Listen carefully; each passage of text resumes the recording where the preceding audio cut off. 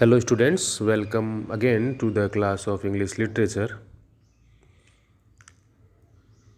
Today's our topic is Ode, a lyrical poem which is prescribed for BA part second year student.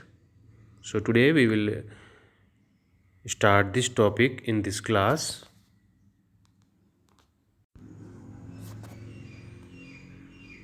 Ode. An ode is a type of lyrical stanza. Lyrical means which can be sung. It is an elaborately structured poem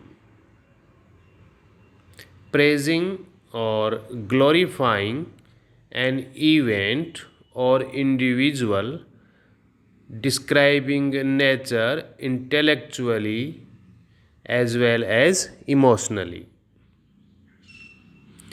A classic ode is structured in three major parts, and these parts are: first one is strophe, the second part is antistrophe, and the last and the third part is epode. Now, there are three types of ode: the Pindaric, the Horatian, and irregular ode. Now, what is Pindaric ode? Pindaric odes follow the form and style of Pindar. Who is Pindar? Pindar is a poet, and the person who follows the form and style of the great poet Pindar's ode are considered as Pindaric ode. Now the second one is Horatian ode.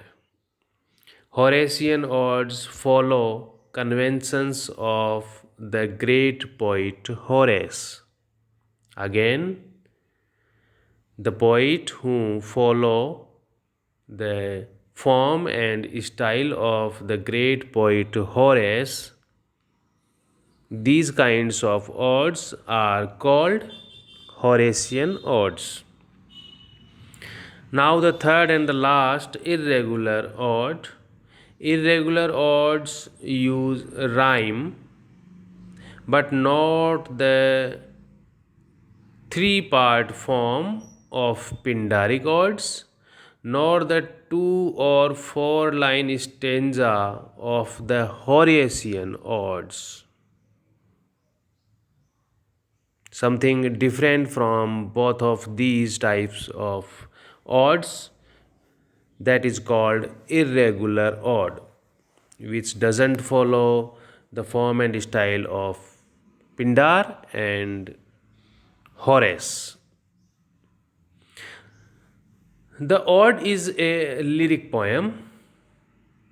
It conveys exalted and inspired emotions. It is a lyric in an elaborate form, expressed in a language that is imaginative, dignified, and sincere. Like the lyric, an ode is of Greek origin. Now, some important or major writers of odes in English literature. First is Edmund Spenser, second Abraham Cowley, third John Dryden, fourth William Wordsworth, fifth John Keats, and sixth is P.B. Shelley. All the poets which are listed here are very famous ode writers. So this is about the ode. Hope you will remember it and learn it. Thank you.